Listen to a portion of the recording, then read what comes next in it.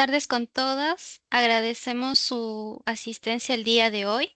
Bienvenidos también a la sesión y muchas gracias por el interés en nuestro ciclo de capacitaciones. Soy Jimena Papuico, parte del equipo de servicios para la investigación, y esta es nuestra segunda capacitación titulada Cómo construir un proyecto de investigación coherente y viable.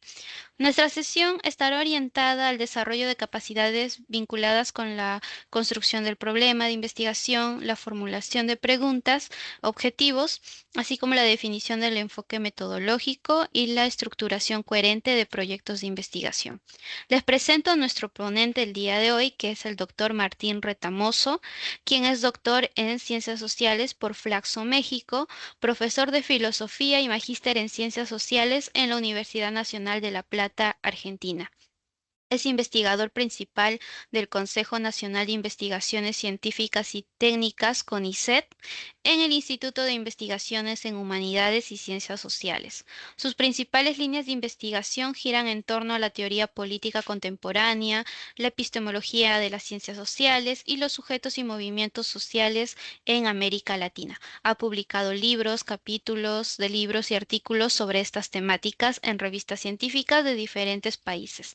También ha realizado estancias postdoctorales en México, en la Universidad Nacional Autónoma de México y en Estados Unidos en la UT de Austin.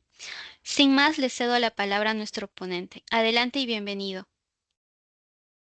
Bueno, Jimena, muchas gracias. ¿Me escuchás bien ahí? Ahora, Sí, perfecto. bien, muchas gracias por la presentación.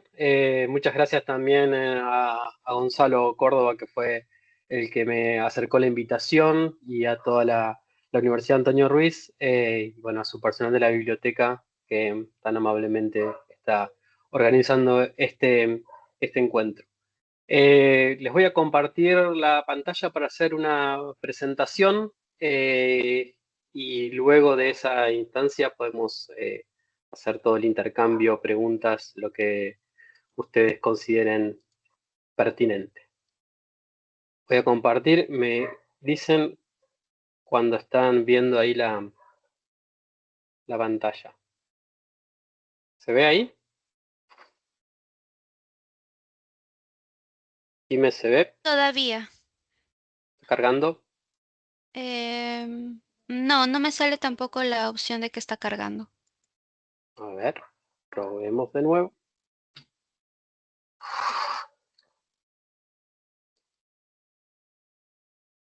Vamos a...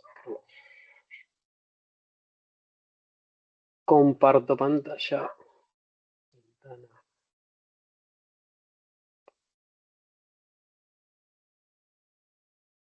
Listo, ahora ahí. sí se ve. Sí se ve. Perfecto. Bueno, ahí se ve en completo, Sí.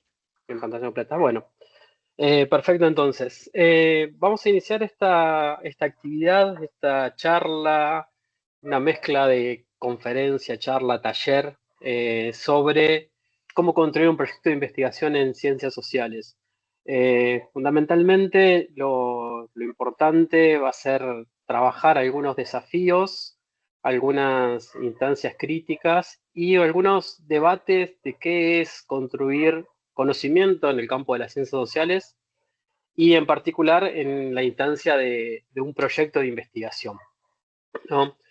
Estos desafíos, que siempre han sido muy importantes para el campo de las ciencias sociales, se incrementan en los momentos actuales, atravesados por un salto casi cuántico en las nuevas tecnologías, como es la intervención de la inteligencia artificial generativa, que nos va a dar herramientas, nos va a generar desafíos, dilemas, problemas y soluciones tal vez en nuestro quehacer como investigadores, y que a su vez marca una agenda de desafíos para todo el campo de las ciencias sociales en América Latina, tanto desafíos educativos, esto es, por nuestros ecosistemas pedagógicos, que me gusta llamarle abigarrados y barrocos, que es una doble referencia a dos categorías de las ciencias sociales latinoamericanas: el de abigarramiento, que desarrolló el sociólogo boliviano René Zabaleta Mercado para pensar nuestras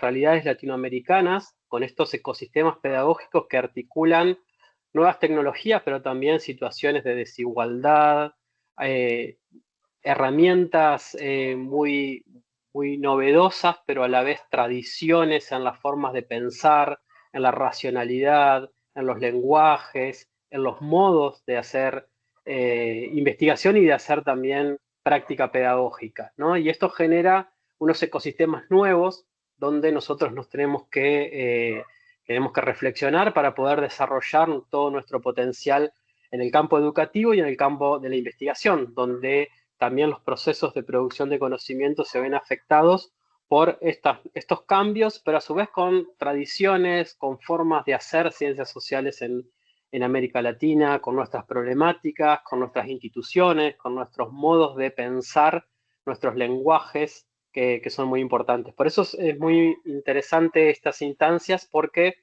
son instancias de formación que nos tienen que acompañar permanentemente para trabajar la autonomía en la producción de saberes, las formas de pensar los procesos de enseñanza y aprendizaje, tanto de contenidos como del quehacer investigativo, ¿no? Y en particular vamos a hacer algunas referencias también a los usos y la relación de la investigación social en la actualidad, vinculado a los cambios a partir de la aparición y la irrupción de la inteligencia artificial generativa.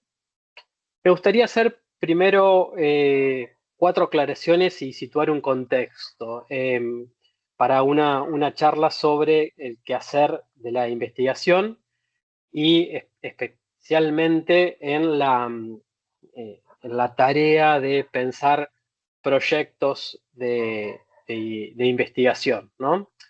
Eso va a ser toda una primera parte, después hacemos una segunda parte más específica sobre el género proyecto de investigación para situar algunos nudos problemáticos y finalmente me gustaría que reservemos un tiempo importante para el trabajo, ¿no? Estas capacitaciones, estos encuentros, no solamente se trata de exponer, sino de intercambiar, de construir soluciones a ciertas problemáticas que se repiten y que en cierto modo guían la práctica de los investigadores, ¿no? Así que en esa parte final podemos conversar un poco más sobre cualquier duda, comentario que tengan a partir de la presentación.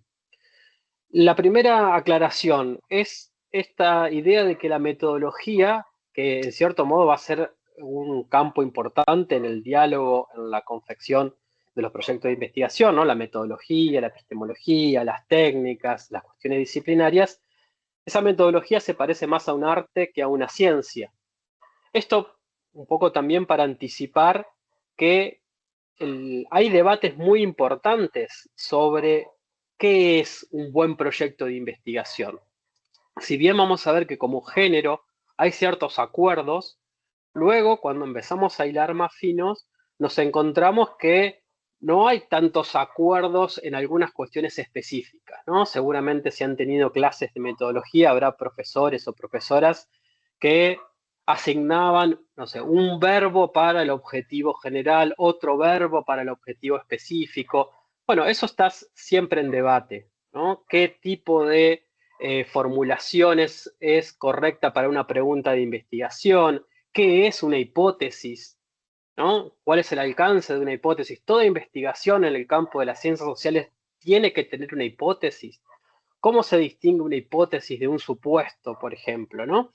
Entonces, ahí hay una serie de debates que tiene que ver con una pluralidad de disciplinas y una pluralidad de enfoques de qué es ciencia, qué es conocer, qué es una teoría, qué es aquello que define como criterio de demarcación a la ciencia de la no ciencia. Entonces ahí tenemos muchísimos debates. Por lo tanto, yo en la segunda parte voy a exponer una perspectiva, una mirada que trata de articular mi propia perspectiva, construida por supuesto desde un lugar, con algunos tópicos, algunos temas que sí son transversales, ¿no? Porque decíamos que es un género literario, académico, el proyecto de investigación, que atraviesa una serie de momentos que pueden resolverse de diferentes maneras. Yo voy a proponer una manera de abordarlos o de problematizarlos, tal vez de resolverlos o de señalar algunos aspectos, pero en cada uno de ellos siempre es discutible. Por eso la metodología no es una ciencia, es un arte en ese punto, ¿no? Es una especie de paradoja, que aquello que guía la práctica científica se parece más al arte que a la propia ciencia. Por supuesto que cada una de esas decisiones, y esto es parte constitutiva del saber científico en las ciencias sociales contemporáneas, tiene que estar fundamentado epistémicamente, ¿no? Uno puede dar razones de por qué considera que una hipótesis es esto que se está formulando, o que una pregunta correcta de investigación es esto, o que un objetivo particular que no corresponde es este por esta y esta razón, ¿no? Dar razones fundadas, validadas en el campo, eso va a ser una característica clásica ahora de qué es hacer ciencias sociales, ¿no? Entonces, hay corrientes, paradigmas, hay disputa por qué es un objeto de investigación, por cuál es la relación entre el sujeto y el objeto. Yo voy a proponer una hipótesis para que trabajemos, un poco provocativa, ¿no? Que después la voy a presentar, pero la adelanto, que va a ser: la subjetividad es condición de posibilidad de la objetividad, es decir, sin sujeto no hay objeto, ¿no? Por lo tanto, la relación entre subjetividad y objetividad tiene que resituarse en términos epistémicos. Pero eso, claro, es una posición. Sí hay un debate en cómo construir un objeto, cuál es un objeto correcto, y eso va a depender en gran parte de los distintos paradigmas. Si hay estudiantes o profe de ciencias políticas, sabrán que, por ejemplo, para una buena parte de la ciencia política, el método es el individualismo metodológico, y entonces entre una forma de entender la teoría desde el individualismo metodológico a una forma de entender la teoría y la práctica científica desde la hermenéutica, hay una distancia tal vez irreductible, tal vez inconmensurable, para usar la palabra que usa Thomas Kuhn, ¿no? Que no se pueden comparar dos formas de hacer ciencias en el campo de las ciencias sociales. Y esto se diferencia en cierto modo de otro tipo de ciencias donde hay más acuerdos paradigmáticos sobre algunos supuestos básicos. Ahora, en el campo de la sociología uno puede tener perspectivas que se ubican en las antípodas entre qué es la sociedad, qué es un individuo, qué es una ideología, qué es el poder, ¿no? Términos que entran en tensión fuertemente. Y esto se traslada también a dimensiones epistémicas, a qué es un dato, qué es un conocimiento correcto, cierto o incluso verdadero, ¿no? Todas esas palabras tienen peso, ¿no? La verosimilitud, la corrección o la verdad como acceso a una cuestión objetiva, indubitable, última, y que puede ser comunicada mediante un lenguaje científico, ¿no? La cuestión de la verdad, la cuestión de la verosimilitud, de la falsación, de la corrección, de la pragmática. Distintos paradigmas van a dar diferentes maneras de validar el conocimiento. Y eso va a ser importante porque después eso no juega en el aire, sino que juega también en relaciones de poder y juega también en distintos contextos en los cuales se hace ciencias sociales en todo el mundo y, bueno, particularmente lo que nos interesa en América Latina. La segunda aclaración es la pluralidad de disciplinas. También comentábamos con Jimena que hay una amplia variedad de disciplinas y para no todas disciplinas aplica el mismo modelo. En algunos casos no hay un modelo único. Pensemos en la sociología, no es lo mismo hacer sociología en Francia, que hacer sociología en Alemania, que hacer sociología en Estados Unidos. Las condiciones de validación son totalmente distintas. No es lo mismo pensar en sociología o pensar en ciencias políticas, donde a veces hay paradigmas mainstream un poco más consolidados y eso se traduce en formas dominantes y formas subalternas de hacer ciencia política o de hacer derecho o de hacer antropología. Entonces tenemos pluralidades de disciplinas para las cuales hay que pensar las condiciones de validación, ¿no? Cuando hacemos una investigación, yo voy a hacer mucho hincapié en la investigación de posgrado. Cuando hacemos una tesis, por ejemplo, de trabajo social, en el campo de trabajo social, en el campo de la comunicación o en el campo de las ciencias políticas, tienen condiciones de validación distintas. No es lo mismo una tesis en derecho que una tesis en trabajo social o que una tesis en antropología. Cambia incluso hasta las formas de presentar el sujeto de enunciación. Por ejemplo, los antropólogos es bastante común que una tesis doctoral de antropología hable en primera persona del singular. En cambio, en otras disciplinas se utiliza o una primera del plural o un impersonal, ¿no? Y ahí hay distintas formas de entender la relación del investigador con el campo, con la propia disciplina y tradiciones que validan que en un lugar haya eh, esté permitido la primera persona del singular y en otro sea mal visto como una estrategia de comunicación la primera persona del plural, del singular, perdón. Entonces, tenemos además de múltiples disciplinas, tenemos múltiples formatos en los cuales vamos a comunicar.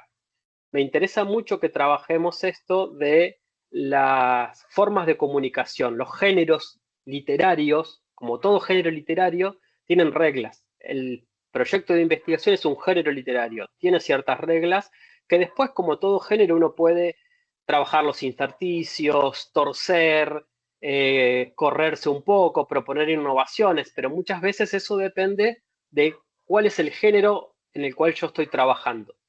Y a su vez, estos géneros son múltiples, así como hay múltiples disciplinas, múltiples paradigmas, múltiples géneros de comunicación, ¿no? Incluso de los resultados. Uno puede comunicar un resultado mediante un paper académico, en una revista indexada, un journal de Scopus, o uno puede elaborar un documento de trabajo, o una tesis, o un informe, o una tesina, o hacer un escrito de comunicación o un formato audiovisual de comunicación de resultados. Eso siempre es importante para tener en cuenta a la hora de posicionarse en los géneros, ¿no? ¿A qué quiero llegar? Puedo tener una investigación que puede esa investigación después traducirse en múltiples géneros. Puedo hacer una tesis, de esa tesis hacer un paper, o de esa tesis hacer un libro, hacer un informe y hacer un documento y luego un material audiovisual para comunicar eso a organizaciones de la sociedad civil con las que estoy trabajando. Entonces, ahí tengo un proyecto de investigación, una investigación con múltiples formas de comunicación posterior. Pero tal vez puedo hacer solo un proyecto de investigación para escribir un paper y publicarlo. Entonces los alcances de ese proyecto de investigación van a ser más acotados. Vamos a ver también que tesis de doctorado o tesis de maestría tienen diferentes validaciones, diferentes requisitos y también son géneros algo distintos, ¿no? Entonces, tenemos esta multiplicidad de disciplinas y multiplicidad de formatos, todos entendidos como géneros que tienen ciertas reglas que uno tiene que conocer y después puede, en cierto modo, disputar. Finalmente, si bien tenemos que esto que parece múltiple, ¿no? Múltiples disciplinas, múltiples paradigmas, múltiples géneros. Sin embargo, las ciencias sociales actuales, en el campo de las ciencias sociales, tiende a admitirse un consenso.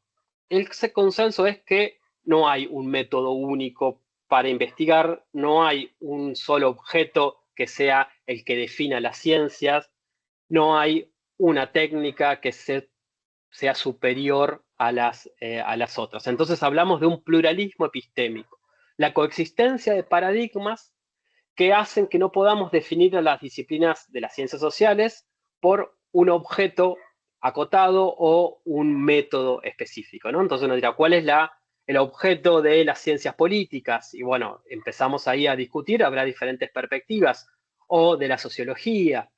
En algunos, insisto, hay mayores acuerdos, pero también hay perspectivas disímiles que disputan cuál es el objeto de la economía, que en definitiva vamos a trabajar que el objeto es una producción particular. Hay grandes temas, hay grandes problemas, pero que se constituyen en un universo de objetos posibles, ¿no? Son múltiples los objetos que uno puede construir y que el objeto en definitiva es una construcción propia de la investigación y del investigador.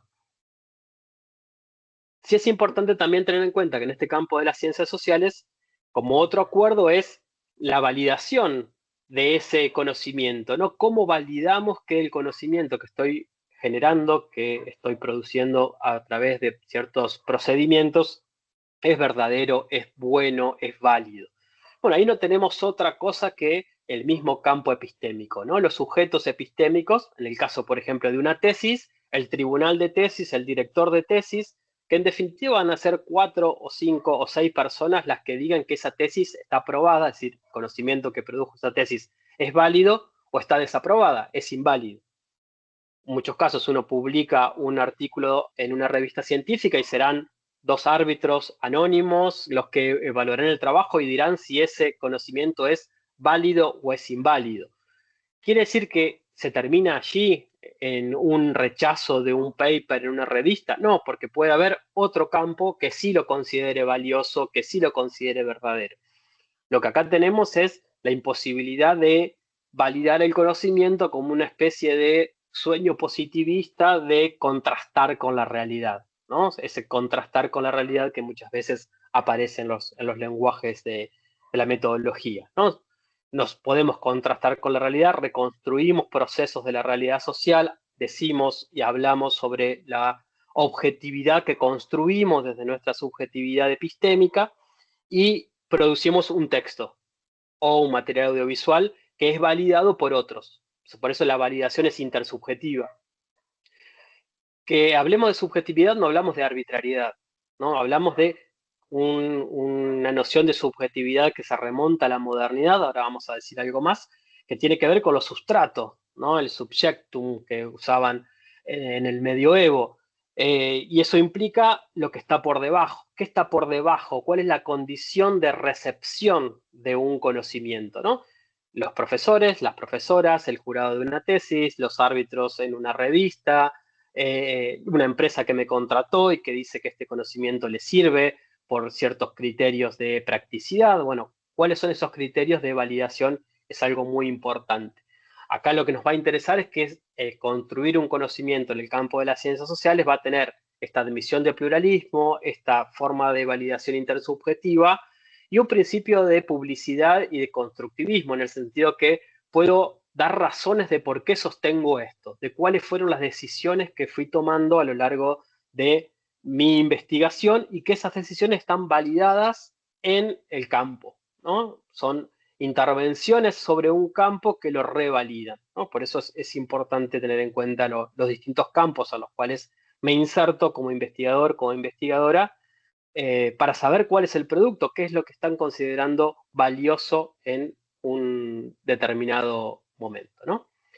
Y otro aspecto importante a tener en cuenta es la pluralidad de niveles de investigación, ¿no? Tenemos niveles de investigación en el posgrado desde un diplomado a una especialización, a maestrías, que son maestrías profesionalizantes o maestrías académicas, a doctorados que pueden tener una tesis doctoral o se puede obtener el doctorado por compendio, digamos, ¿no? Porque esto es una forma de graduarse a partir de publicaciones de distintos artículos, un nivel postdoctoral también, y cada uno de ellos tiene exigencias distintas, ¿no? Una tesis de maestría tiene exigencias distintas a una tesis de doctorado e incluso una tesis de maestría profesionalizante que busca competencias en la práctica profesional es distinta a una maestría académica.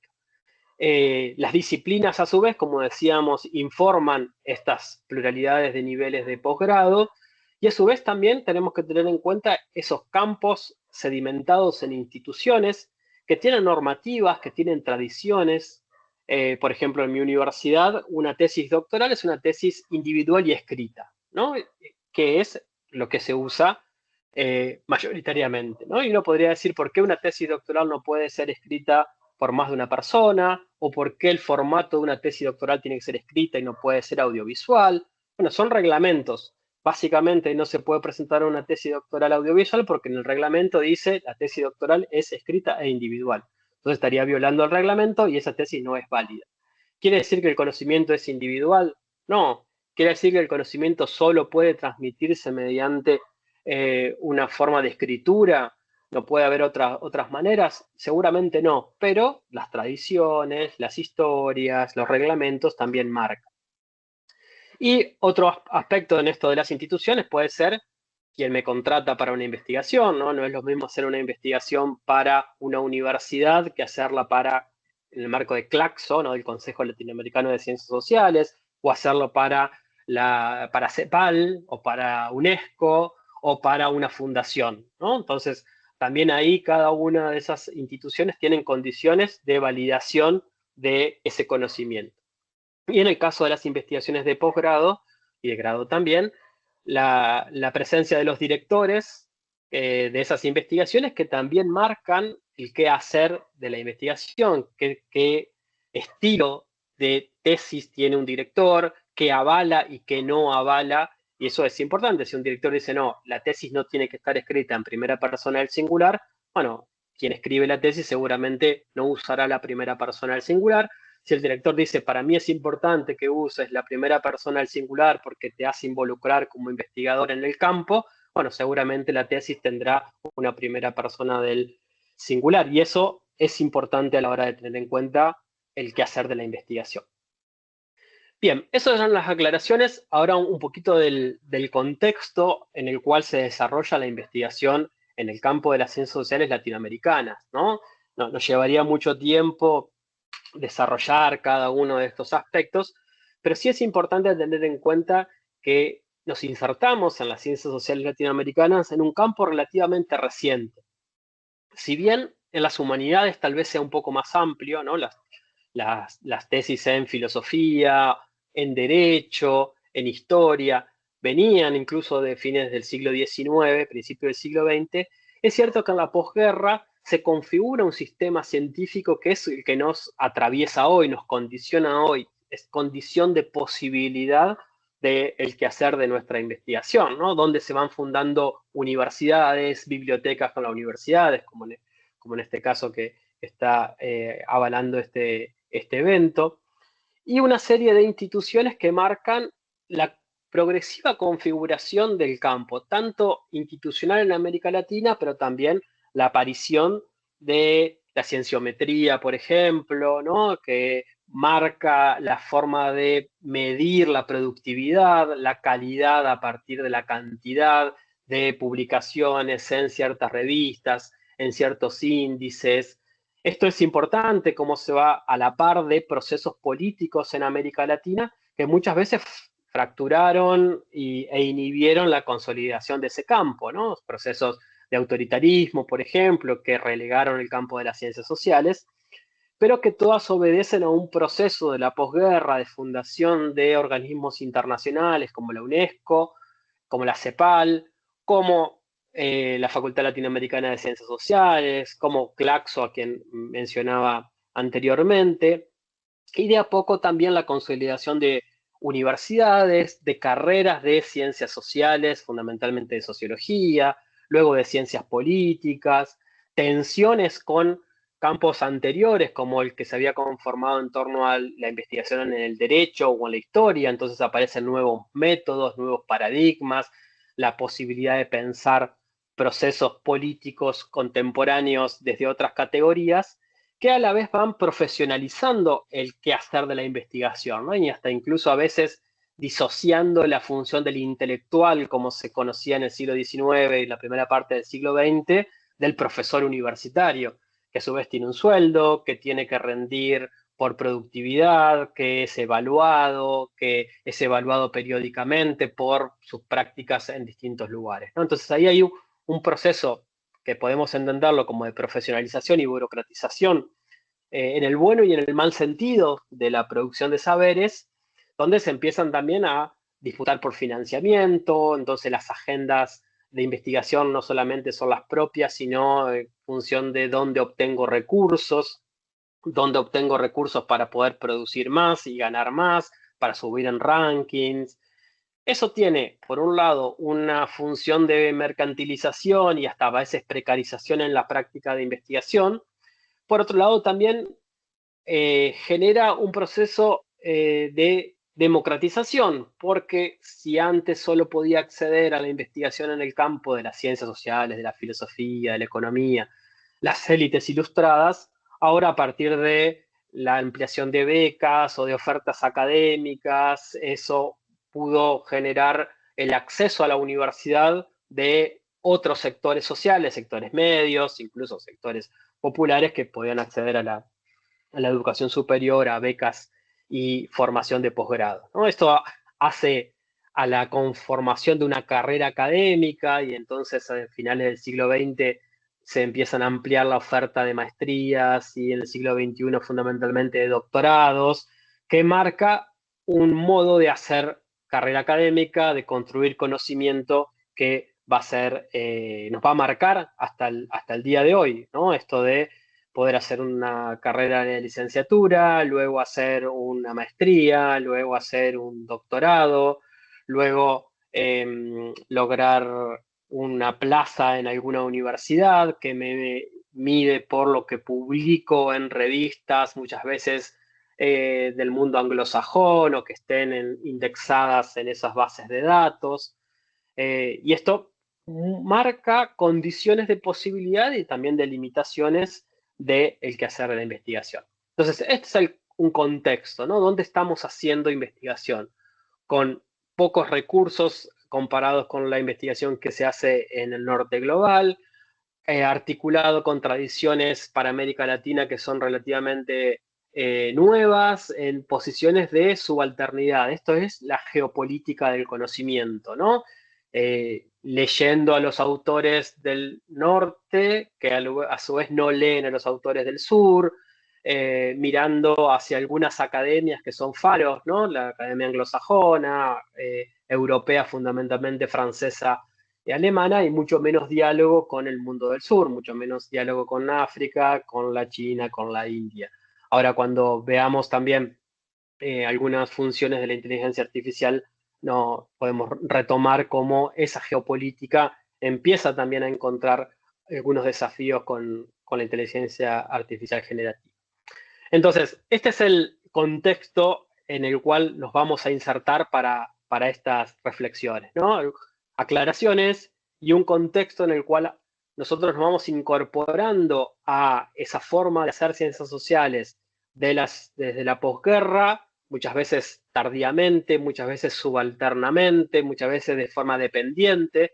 La mayoría de los recursos con los que se hace investigación en el campo de las ciencias sociales viene de fundaciones europeas, de préstamos o de organismos internacionales, y eso también marca qué agendas son las que se privilegian por sobre otras. Si bien hablábamos de una pluralidad epistémica, podemos marcar también que hay cierto acuerdo general, si bien no unánime, uno podría ser bastante ampliado, sobre qué es la producción del conocimiento en las ciencias sociales o qué características debiera tener, ¿no? Entonces ahí tenemos un salto a cómo debe ser. Por supuesto que vuelvo a la idea de la metodología como arte. Todo esto puede estar en tensión, todo esto puede estar sujeto a revisión, pero son nodos que nos permiten discutir, ¿no? Y esto tiene que ver en el modo de plantear las investigaciones, ¿no? Por un lado, hay una pretensión que es muy moderna, muy ilustrada, ¿no? Muy iluminista de la universalidad, ¿no? De como investigador en un campo debo conocerlo todo. Y esto aparece como una imposibilidad y a la vez una necesidad, ¿no? Los postestructuralistas tienen esta frase de decir es imposible y necesario. Imposible y necesario conocerlo todo. Es decir, cuando hago una investigación me tengo que empapar de todo lo que se ha producido sobre ese tema. Ahora, sabemos que eso es imposible. Por lo tanto, ahí va a haber un trabajo de jerarquización. ¿Por qué me interesa esta exhaustividad y universalidad? Porque también es formativa, ¿no? Es saber cuáles son los debates teóricos y metodológicos sobre el tema que quiero investigar, cuáles son los principales, incluso aunque no los use, ¿no? Y eso es formativo.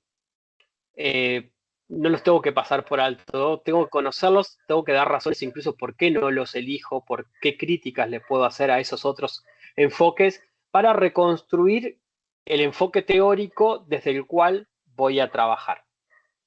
Y eso, debates teóricos y metodológicos también se plasman en publicaciones, ¿no? Fundamentalmente el modo de comunicar son los artículos, los papers, o los libros.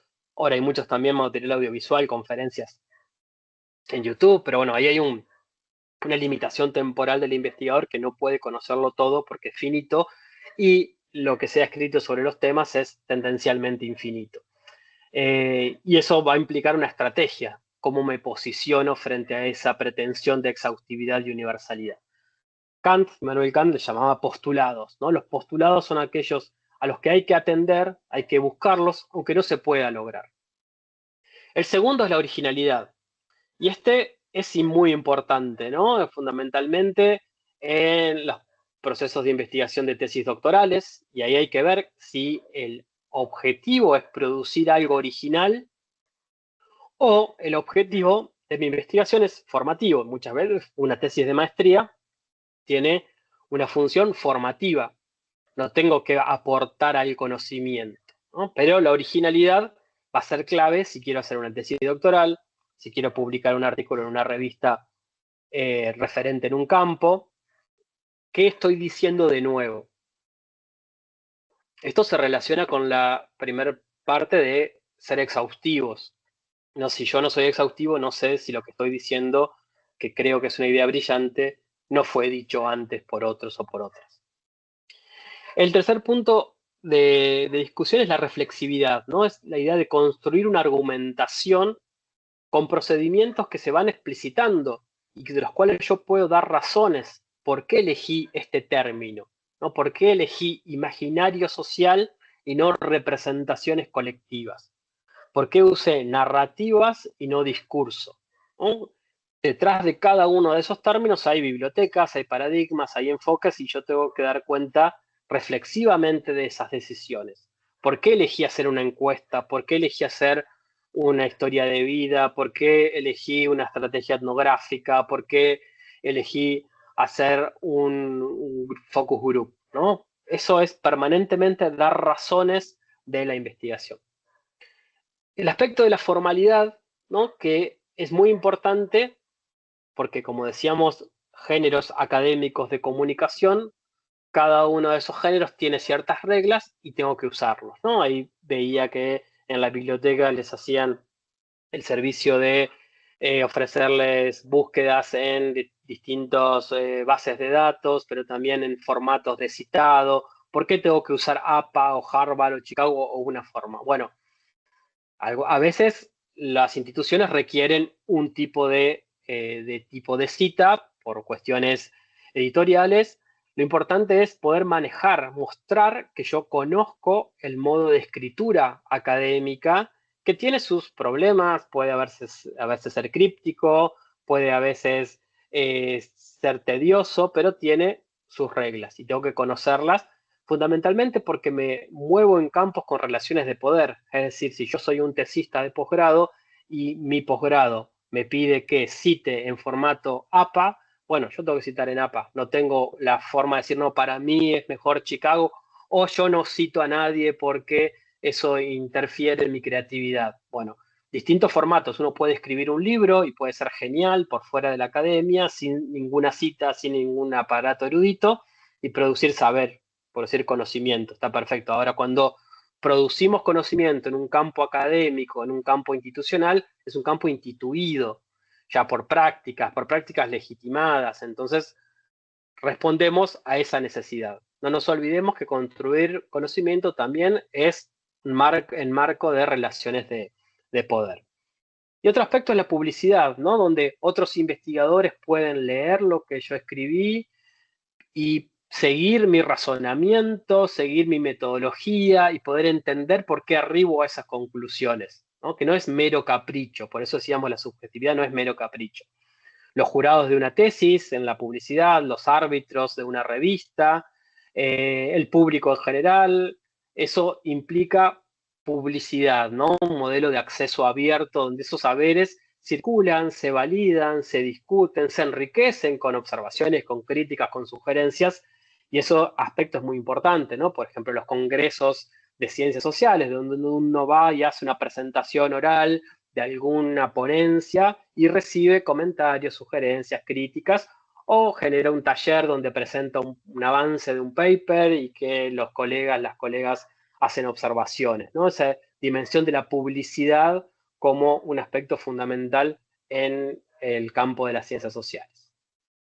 Bien, dicho esto, como en términos más generales, me gustaría que que hagamos ahora sí un recorrido posible, ¿no? Una propuesta que tiene este doble juego que les comentaba. Por un lado, transitar por nudos problemáticos propios del quehacer de la investigación en el campo de las ciencias sociales y, por otro lado, presentarles una propuesta, ¿no? Una forma de trabajo. ¿Por qué entiendo que la subjetividad es condición de posibilidad de la objetividad? Y cómo esto subvierte la dicotomía sujeto-objeto, ¿no? Para hablar de un objeto necesariamente tenemos que hablar de un sujeto.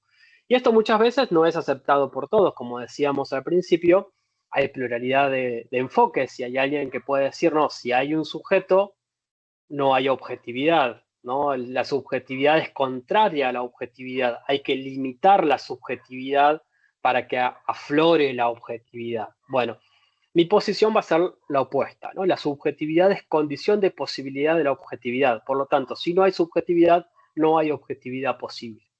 Y esto nos va a dar un lugar de, por supuesto, qué entendemos por subjetividad, que no es el mero arbitrio, no es un capricho, no es solo una posición del investigador por fuera de su campo, sino cómo construimos una subjetividad, ¿no? La subjetividad epistémica, incluso una subjetividad que puede ser colectiva, que puede ser de un equipo de investigación, que puede ser de un grupo, que puede ser de una institución. La subjetividad, si bien tendemos a pensarla como algo psicológico, acá estamos hablando de una subjetividad epistémica, como condición de de posibilidad de la objetividad. Y me nutro ahí de algunos trabajos de un epistemólogo chileno, de Hugo Semmelmann, que tiene varios textos, después les puedo compartir algunos de los principales, donde él plantea la necesidad de una recolocación, ¿no? Es decir, cómo nosotros, investigadores, grupos, instituciones, ingresamos a un proceso de construcción de conocimiento. Cómo nos recolocamos desde cómo llegamos con nuestros prejuicios, nuestros juicios, nuestras filias, nuestras fobias, nuestra formación, nuestra deformación, nuestros valores, porque introducir la subjetividad epistémica también implica introducir lo que hace a la práctica ética del investigador o la investigadora. ¿Por qué me interesa este tema y no otro? ¿Por qué lo hago desde este lugar? Estas preguntas, estas formas de entrar al campo, hacen a un primer momento de la investigación, ¿no? ¿Cómo nos recolocamos? Y esto es independientemente de las decisiones que uno vaya tomando. En ciertos modos, uno podría definir un proyecto de investigación como la condensación de decisiones epistémicas. Las decisiones van desde qué tema voy a investigar, desde cómo lo voy a hacer, para qué lo voy a hacer. Son todas decisiones que implican a la subjetividad. Ahora, por supuesto que esa subjetividad que está atravesada por una historia, que está atravesada por una posición ética, por valores, incluso por una concepción epistemológica. Uno puede decir, yo parto de considerar que el sujeto no debe ser parte del objeto. Bueno, eso ya es parte de una subjetividad epistémica, ¿no? Es una decisión, es un punto de partida. Reflexionar sobre esos puntos de partida va a ser clave en un proyecto que sea viable, que sea consistente. Entonces, primer punto es esta idea de la recolocación y construcción de una subjetividad epistémica. Después podemos volver sobre esta hipótesis fuerte, porque es un poco provocando, ¿no? Esta idea de la subjetividad como condición de la objetividad que va a disolver la dicotomía sujeto-objeto, ¿no? Esta idea no es objetivo porque es muy subjetivo, ¿no? Hay que sacar la subjetividad del medio. Y esto va a ser importante para que pensemos el paso de un tema de investigación a un objeto de investigación, que va a ser clave en cualquier perspectiva que uno asuma, ¿no? Y es un primer punto. Tener un tema de investigación no es tener un objeto de investigación. No hay que confundir al objeto con y voy a usar una palabra entre comillas, un recorte de la realidad, ¿no? Como si los objetos ya estuvieran en la realidad esperando ser descubiertos, ser descritos o ser investigados. Así como no hay objetos en la realidad, tampoco hay datos. Por lo tanto, siempre que escuchen recoger datos, como si los datos estuvieran hechos, fueran manzanas que uno va y las sacas de un árbol, esos datos son siempre construcciones, no son indicadores numéricos, están en un lenguaje, obedecen a ciertas decisiones, ¿no? Decisiones de quién hace una encuesta, de cómo formulamos la pregunta, de cómo tenemos la muestra. Son decisiones, son construcciones, ¿no? Los datos se construyen. Incluso se construyen a partir de información que puede ser también construida, ¿no? Información que puede ser cuantitativa o puede ser cualitativa, ¿no? Entonces, ¿cómo esa información la recuperamos, la sistematizamos, la producimos y la convertimos en datos? Pero en este paso todavía no nos adelantemos, estamos en el tránsito del tema al objeto de investigación. Pero es importante saber por qué me interesa ese tema, ¿no? Y uno puede justificar ese tema porque es un tema muy candente en la prensa, ¿no? O porque está muy presente en las agendas internacionales, o al revés, o decir el tema que me interesa es muy importante, y esto hace la justificación, ¿no? de un tema, porque no aparece en los grandes medios de comunicación, porque no es parte de las agendas globales, eh, a veces uno puede argumentar que un tema de investigación es relevante porque hay un campo que se ha construido sobre ese tema de investigación en particular, y eso tiene que ver con la historicidad de los campos epistémicos en las ciencias sociales. Por ejemplo, hay muchos debates sobre consumos culturales, ¿no? Por ejemplo, seguidores o fans de ciertos géneros, como puede ser el anime o ciertas bandas, ¿no? Hay una tesis muy conocida acá en Argentina sobre los fans de Arjona, pueden ser de los K-pop, no sé, del pop coreano. Ahí hay un campo que hay revistas, hay programas de investigación sobre un tema. Entonces es importante saber cómo legitimo que ese tema es un tema relevante para las ciencias sociales. Y dentro de ese tema, también preguntar por qué me interesa ese tema.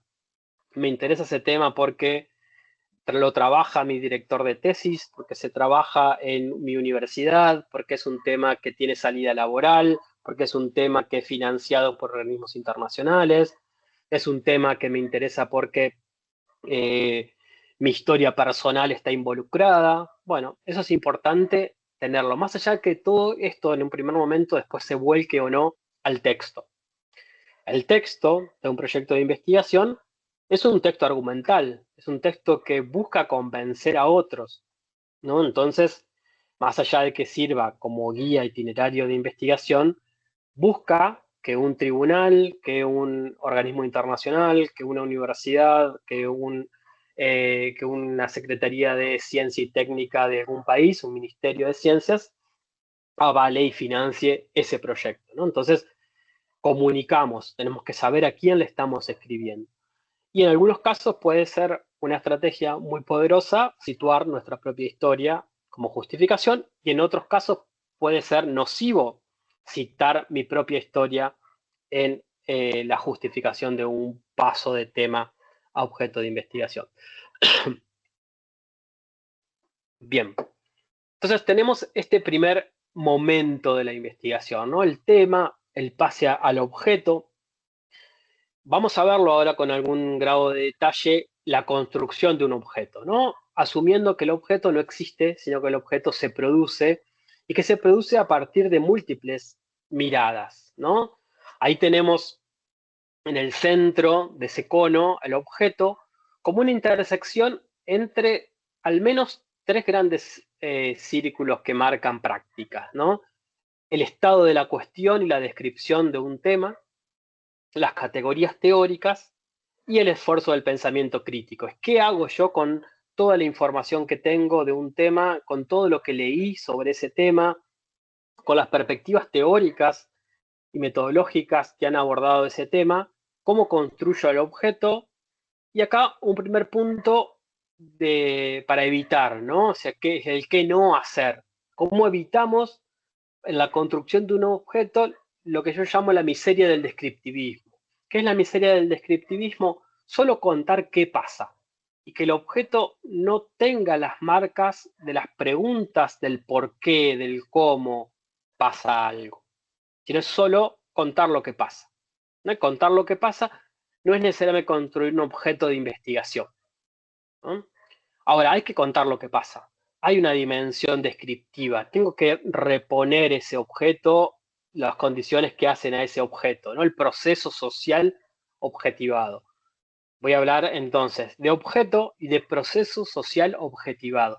Para objetivar un proceso social, tengo que leer teoría, tengo que pensar y objetivar determinadas dimensiones de un proceso social que no está objetivado, sino que lo objetivo a partir de mi subjetividad, ¿no?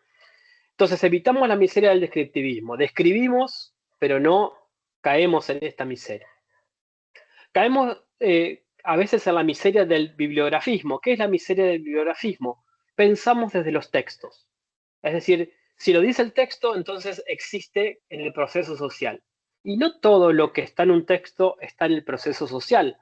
De hecho, nosotros solemos leer mucha bibliografía escrita para otros procesos sociales. Es decir, leemos a Foucault para estudiar las cárceles, pero Foucault estudió un tipo de cárcel en Francia. O leemos a Bourdieu para estudiar educación, pero Bourdieu se preocupó por un tipo de educación, un tipo de Estado.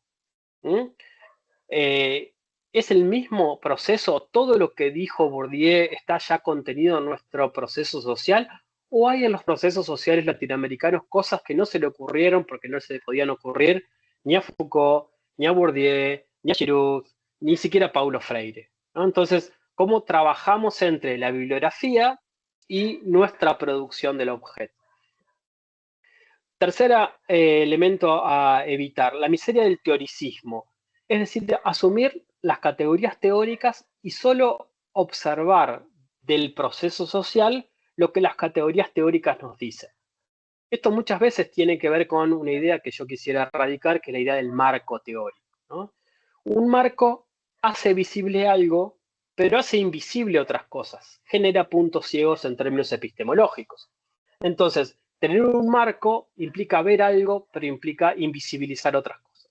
Yo voy a hablar de perspectivas teóricas para evitar este obstruccionismo epistémico de tener un marco que me invisibiliza. ¿No? Entonces yo asumo un marco teórico, muchas veces hecho para otros tipos de sociedades, asumo el marco teórico de la teoría de sistemas de Niklas Luhmann, y asumo ese marco teórico y me pierdo de las distintas dimensiones que pueden estar operando en la realidad social que no están determinadas por mi marco teórico. ¿Esto quiere decir que hay conocimiento sin teoría? No, toda observación está cargada de teoría, pero tengo que reconstruir, cuando hablamos de recolocación de la subjetividad epistémica, uno de los aspectos importantes va a ser la incorporación de dimensiones teóricas propias, teorizar los objetos, no proponer, incluso crear teoría, crear nuevas palabras para definir procesos.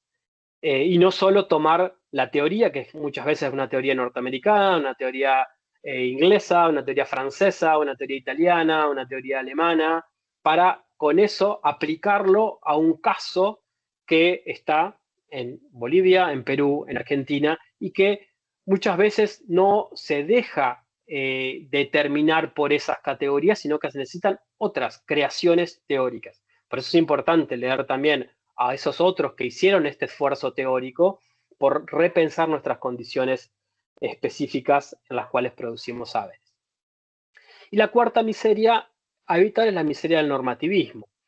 Es decir, cuando lo que nosotros consideramos que debe ser la realidad social se nos antepone como anteojeras o como anteojos para observar la realidad. Entonces pasamos de cómo es un proceso social, cómo se da el proceso social campesino, obrero, de mujeres, a imponerle cómo debería ser, ¿no? Deberían tener estas ideas, deberían tener esta conciencia, deberían tener estas prácticas, y eso me impide investigar cómo son las prácticas. Eso, de nuevo, no quiere decir que no haya una dimensión normativa en las investigaciones, es decir, que el investigador pueda salirse de sus esquemas, de sus percepciones, y esto va a depender muchísimo del tipo de objeto que le interese construir, qué tipo de proceso social quiera objetivar. Se va a jugar distinto si quiero objetivar un proceso social de disputas de género y de violencia de género y de luchas por los derechos de las mujeres en el siglo XXI, así quiero analizar los consumos culturales de las élites en el virreinato del Río de la Plata. El lugar en el cual pongo mi disposición ética, axiológica, valorativa, incluso de proyecto político, puede ser diferente, ¿no? Va a ser diferente si me contratan para desarrollar una investigación o si yo estoy proponiendo un proyecto de investigación en una universidad porque me interesa, porque es relevante en términos sociales y políticos producir ese conocimiento, ¿no? Entonces, ¿para qué produzco el conocimiento? Que para qué produzco el conocimiento es el propósito de la investigación, nunca el objetivo. Vamos a volver sobre eso. En este esquema, que parece algo complejo, trato de sintetizar iniciando ahí donde está el punto rojo, ¿no? Iniciaríamos ahí ese primer momento de enfrentarnos y distanciarnos, ¿no? Ponernos en frente de la realidad social, ¿no? Fíjense cómo esta idea en español es muy interesante, es en la realidad social, pero frente a esa realidad social. Estoy en ella, pero a la vez me corro, tomo una distancia para verlo desde una perspectiva y construir esa objetividad en el primer momento de una realidad social donde tengo una serie de fuentes de conocimiento sobre esa realidad social, ¿no? Tengo el conocimiento de la experiencia, del sentido común, de lo que me contaron, de lo que leo en un diario, de lo que veo en la televisión, de lo que veo en redes sociales. Ese conocimiento, que muchas veces es sucio, es contradictorio, puede ser múltiple, es un primer insumo, ¿no? Y que muchos de nosotros tenemos antes de empezar a construir el objeto. ¿Cómo conozco un tema? ¿Cómo conozco que hay violencia de género? ¿Cómo conozco que hay desigualdad? ¿Cómo conozco que hay pobreza? Bueno, porque la viví, porque la vi, porque la leí, porque me encontré con materiales artísticos que reflejaban esa situación, porque vi una película y me informó sobre algo que pasaba hace 100 años y entonces empecé a conocer a partir de un material artístico. Bueno, hay muchas formas de iniciar ese proceso. Por supuesto que la construcción de un conocimiento en el campo de las ciencias sociales depura ese saber, lo utiliza como primer momento de información, pero lo pluraliza. No me quedo con una fuente, busco otras fuentes, no me quedo con una estadística, busco otras estadísticas, busco lo que se escribió sobre el tema y empiezo a problematizar. Por eso el primer paso es problematización de ese campo temático y una buena estrategia es las preguntas, ¿no? ¿Qué preguntas me hago? Primero, preguntas generales, difusas, múltiples, ¿no? ¿Qué me interesa conocer? Ese ejercicio de construcción de un objeto es en parte ir sistematizando, puliendo, jerarquizando y desechando preguntas. ¿Qué me manifiestan esas preguntas? Las diferentes dimensiones de un proceso social, ¿no? La realidad social histórica es múltiple, es dinámica, no es un lugar común decir que es compleja.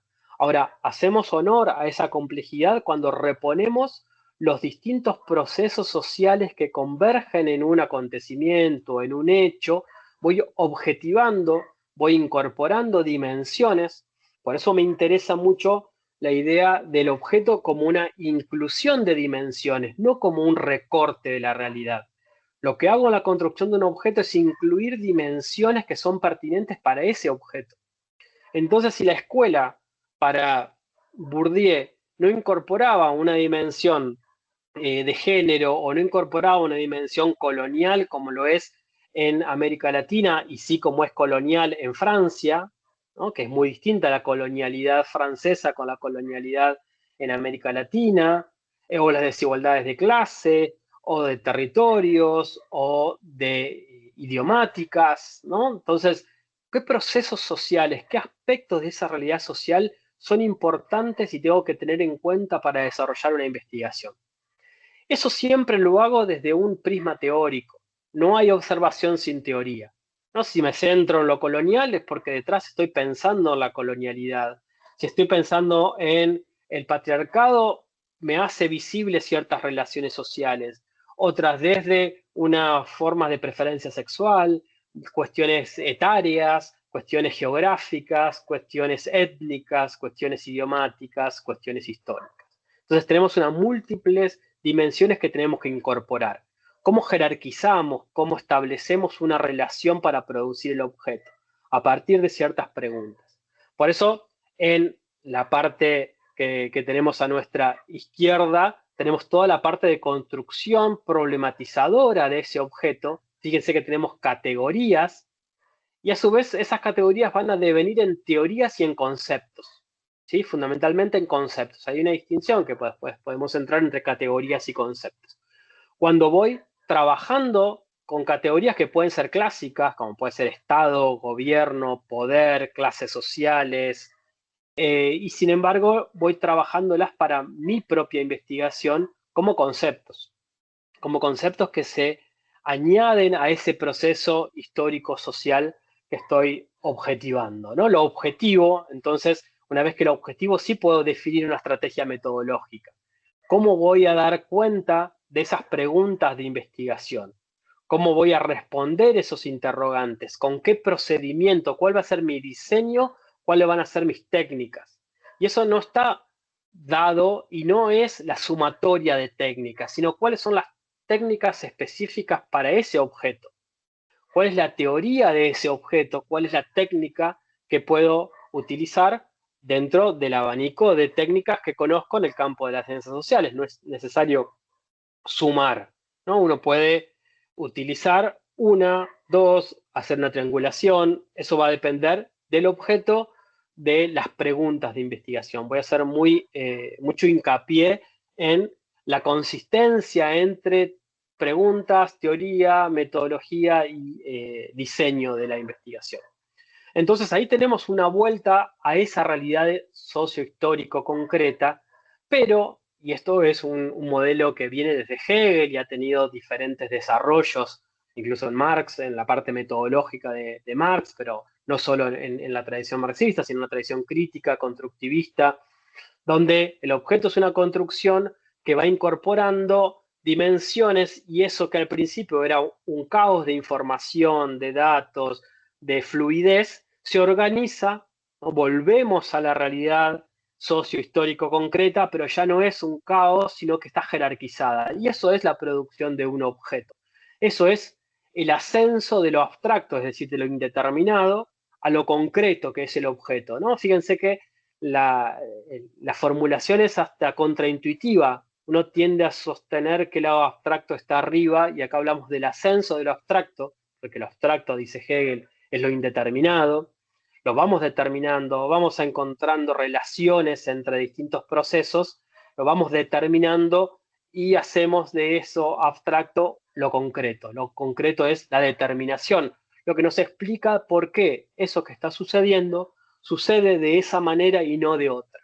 Y ahí incluimos estas relaciones entre procesos de determinación. La determinación no teleológica, que ya va a estar determinado para siempre, sino que explicamos por qué determinado proceso político tiene estas características, por qué determinada distribución del ingreso tiene estas características, por qué determinadas instituciones de justicia tienen esas características, ¿no? Entonces encontramos las determinaciones, lo que explica el por qué. Y esto también subvierte otra de las dicotomías, que es la de explicación-comprensión, ¿no? Un debate muy clásico en las ciencias sociales. Acá estamos explicando y estamos comprendiendo en un mismo momento. Bien, eso como proceso general en términos de construcción de un objeto, ¿no? De problematización. Ahora vamos a una parte que nos compete específicamente en esta charla, ¿no? Que es el proyecto como un género académico. ¿Cómo una vez construido un objeto lo voy a escribir, lo voy a presentar? ¿No? ¿Cómo tomo decisiones? He tomado decisiones que las tengo que justificar, ¿no? El proyecto como género académico tiene una doble función, ¿no? Por un lado, tiene que ser un itinerario marcado de decisiones que me sirva como guía en mi proceso de investigación.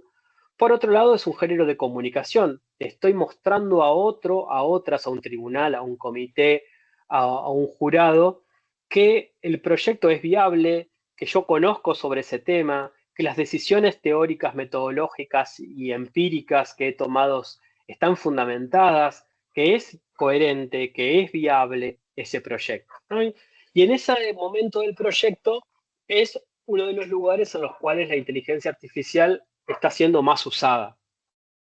Está siendo muy utilizada, y esto los estudios que ya hay sobre usos de inteligencia artificial en la investigación de grado y de posgrado, lo muestran en dos campos fundamentales que le vamos a trabajar. Hay un tercero que es el análisis de datos, que no lo vamos a trabajar, pero hay dos fundamentales, que es la búsqueda de bibliografía y la escritura, ¿no?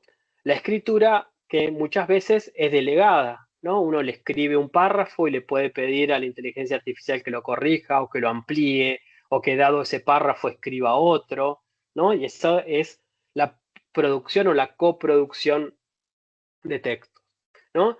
Algunas investigaciones contemporáneas muestran que esto delega funciones cognitivas, ¿no? Porque uno puede escribir bastante mal, no respetar los signos de puntuación, no respetar la ortografía, copiar y pegar esos párrafos en cualquier inteligencia artificial. Vamos a ver las inteligencias más genéricas, como ChatGPT o Cloud, y vamos a ver algunas inteligencias artificiales más específicas, inteligencias artificiales que son en realidad modelos de lenguaje, ¿no? Son modelos de lenguaje preparados para el uso académico. Lo vamos a ver muy rápido porque, por supuesto, todo esto llevaría un seminario, un taller de varios encuentros y trabajar con los intereses de cada uno, cada una. Eso podemos hacerlo en futuros encuentros, pero ahora vamos a hacer algunas referencias bastante generales, ¿no? Pero uno puede escribir un párrafo bastante mediocre, bastante malo, o tener una sola idea y pedirle a la inteligencia artificial que lo corrija, que lo amplíe, y uno va a obtener un texto formalmente impecable, ¿no? Con usos de párrafos simétricos. Esto es una especie de lo que yo llamo un estilo ChatGPT, ¿no? Y los que son docentes ya se habrán encontrado ya con una frecuencia alarmante de estos textos, ¿no? Después uno puede pasarlos por un detector de inteligencia artificial, algunos más confiables que otros, pero muchas veces uno se da cuenta en la primera lectura que no hay ninguna duda, aunque no haya ninguna prueba, de un texto generado en su mayoría por inteligencia artificial. ¿Esto quiere decir que no hay que usarla para escribir? No, según mi punto de vista, esto todavía es un debate sobre el alcance ético. Sin embargo, uno corre un gran riesgo de perder el estilo narrativo, perder competencias, ¿no? Uno ya pierde el registro de cómo se usan las comas o las subordinadas o cómo puede estructurar una mejor argumentación si le pide permanentemente a la inteligencia artificial, mejorame este párrafo, hacémelo coherente, etcétera, etcétera. Y además uno después no lo revisa, ¿no? Entonces ahí tenemos un uso que es importante tenerlo como un recurso, correcciones a veces de estilo, pero la pérdida de una impronta, ¿no? Estos modelos de lenguaje se escriben siempre igual, uno puede entrenarlos, incluso uno puede ponerle textos propios y después pedirle a la inteligencia artificial que replique ese estilo, ¿no? Es un asistente de investigación muy, muy potente. Y en el otro espacio en el cual la inteligencia artificial está siendo usada de manera notable es en la búsqueda de bibliografía, ¿no? La posibilidad de mapear y ahora vamos a ver con algunas inteligencias, algunos modelos más específicos sobre el campo temático, ¿no? En un principio las inteligencias artificiales solían alucinar mucho. ¿Qué se llama alucinar en inteligencia artificial? Inventar referencias, ¿no? Yo siempre cuento de un trabajo en un seminario que di sobre teoría política contemporánea, que el estudiante me entregó un trabajo final que citaba artículos que supuestamente había escrito yo, que nunca escribí, ¿no? Y eso, por supuesto, muestra un mal uso descuidado, pero a su vez cierta falta de un intento de engañar, porque no vas a engañar al profesor inventándole textos de su propia autoría, ¿no? Eso marca que estamos aprendiendo también a lidiar con la inteligencia artificial, a usarla, a encontrar mecanismos de enseñanza y aprendizaje también que los incorporen productivamente y que no sesguen los enfoques, ¿no? Entonces, Tenemos ahí un gran dilema que podemos charlarlo, cada universidad lo está resolviendo de manera diferente, ¿no? Estos distintos usos de la inteligencia artificial para el aprendizaje, para la escritura y para la investigación. Entonces, tenemos esa herramienta y acá, como parte final de esta intervención, quería recorrer algunas partes de un proyecto de investigación.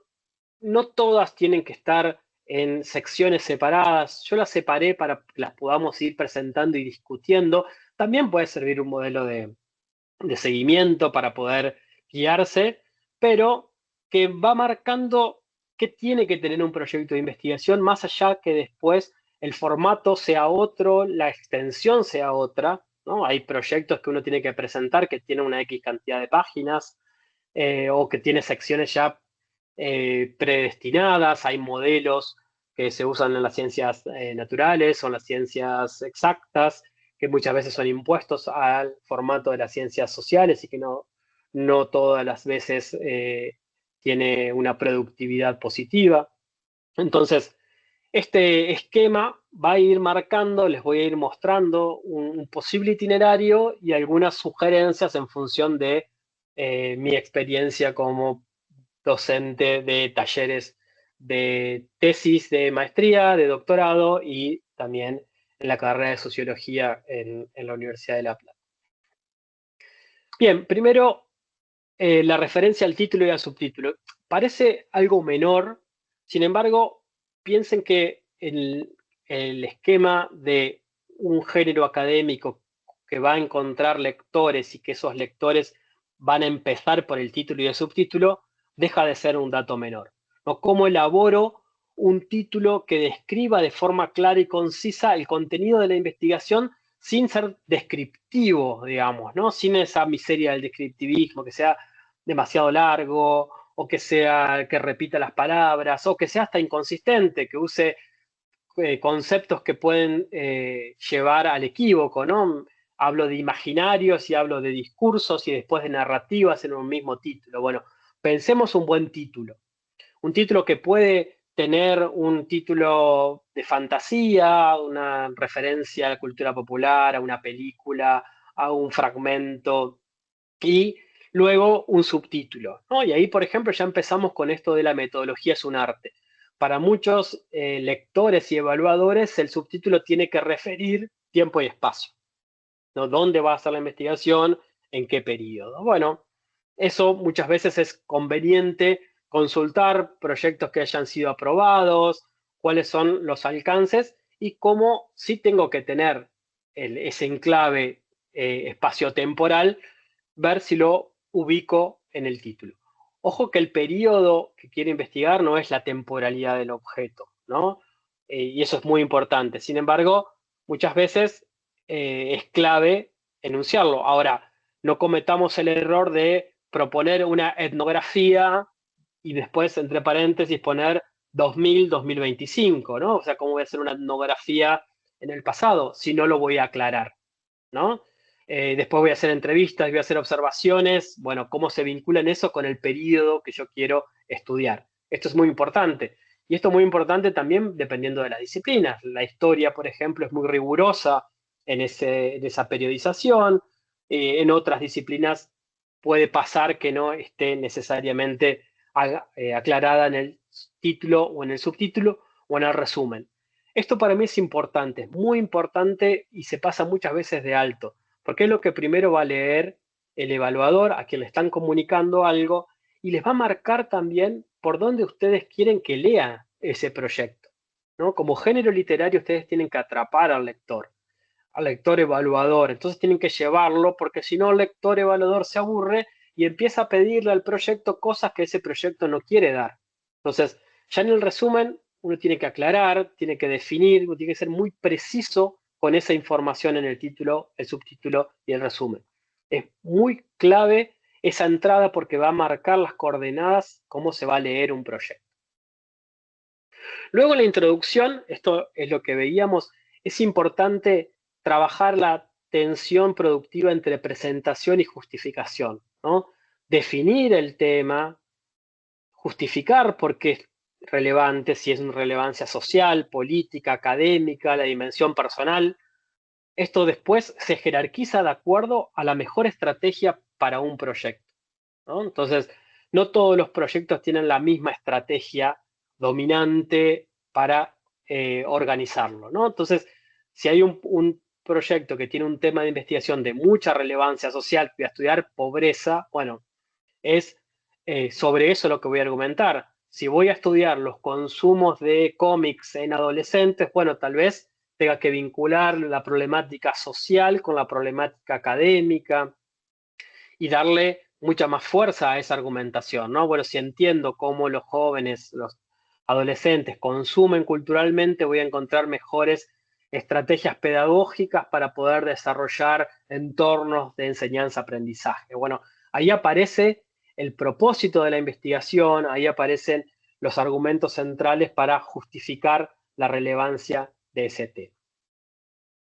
Un aspecto muy importante en los proyectos es el estado de la cuestión. Esto yo voy a hacer bastante más relación a las tesis doctorales fundamentalmente, pero en cualquier caso, el estado de la cuestión muestra que hice una tarea previa a la investigación o ya parte de la investigación de conocer, sistematizar, jerarquizar, construir diálogos y polémicas en torno a un campo temático y bibliográfico. Y que esa bibliografía, a su vez, me permite posicionarme dentro de esa discusión.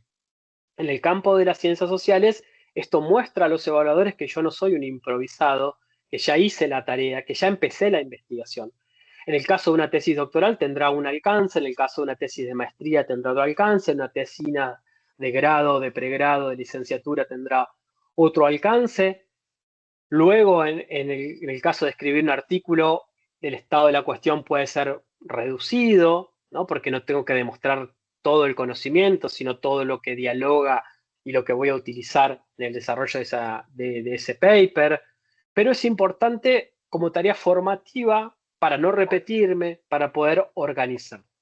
Y en ese espacio del estado de la cuestión es que tenemos un esquema de pirámide invertida donde vamos desde una bibliografía más clásica y canónica hasta bibliografía más relevante para el campo, ¿no? Entonces, eso empezamos, podemos hablar de los procesos de identidad de clase, han sido estudiados por muchos autores y uno ubicar las distintas corrientes que estudiaron en el siglo XX el movimiento obrero, luego ir hacia aquellos trabajos que estudiaron el movimiento obrero campesino en América Latina o en el país en el que estoy, y cada vez más voy precisando, por eso esta pirámide invertida, hacia la bibliografía con la que voy a dialogar, la que también trabajó ese proceso social que yo voy a objetivar, ¿no? Y entonces dialogo con colegas, dialogo con, polemizo con otros autores o me inscribo en una corriente particular. Y esto muestra una tensión productiva entre el conocimiento clásico, canónico, y el conocimiento más específico, más particular, que puede ser un artículo más reciente. Muchas veces algunos autores, algunos directores o algunos programas sugieren que la bibliografía tiene que ser de los últimos años. Bueno, yo no comparto ahí porque en el campo cada campo tiene su propia historicidad y hay trabajos clásicos que pueden seguir informando investigaciones actuales. Hay otros campos en que sí van mejorándose los trabajos y entonces tal vez no tiene tanto sentido citar un trabajo de hace 40 años. Sí es importante que si voy a citar algo de hace 40 años, eso sea relevante y no me quede en un principio mero de autoridad cuando sobre ese autor, sobre esa bibliografía, sobre ese trabajo ya hay desarrollos, críticas más actuales, las tengo que incorporar, ¿no? Entonces uno puede poner en la línea de tal tradición, están estos trabajos que han desarrollado estas metodologías, estos alcances, ¿no? Y eso implica una lectura epistémica, no solamente qué dijeron, sino cómo lo dijeron, porque esos van a ser insumos también teóricos y metodológicos que me voy a nutrir en otras secciones del proyecto, ¿no? Un mismo texto puede ser utilizado para el estado de la cuestión, pero también para, en una lectura metodológica, mi parte metodológica, en una lectura teórica, mi apartado teórico. Acá, y esto por una cuestión de tiempo, los voy a pasar muy rápido, pero en esta diapositiva tenemos una serie de elementos de inteligencias artificiales, de modelos de lenguaje grandes que son especialmente diseñados para la investigación en el campo científico y algunos en el campo de las ciencias sociales en particular. Algunos, por ejemplo, uno le sube un artículo y genera un mapa de las influencias de ese artículo, dónde fue citado, cómo fue citado, por quién fue citado. En otros, uno sube bibliografía o varios textos y puede generar síntesis o generar búsquedas bibliográficas asociadas a esos insumos que les estoy dando. Algunos están vinculados a gestores bibliográficos. Ahí en la biblioteca seguramente conocen mejor que yo, como Zotero, como Mendeley, ¿no? Que hay algunos que ya están vinculados con las inteligencias artificiales y que permiten buscar bibliografía, incorporarlos a nuestros acervos, sistematizarlos. Aquí es muy importante leer esos trabajos que nos ayuden a seleccionar, a vincularnos, pero hacer el trabajo doble de incorporarlos como una competencia de aprendizaje y no solo citarlos en nuestra bibliografía, ¿no? Porque muchas veces está la tentación de citar trabajos que leí o solo el resumen, solo el abstract, o le pedí a la inteligencia artificial que me haga una ficha.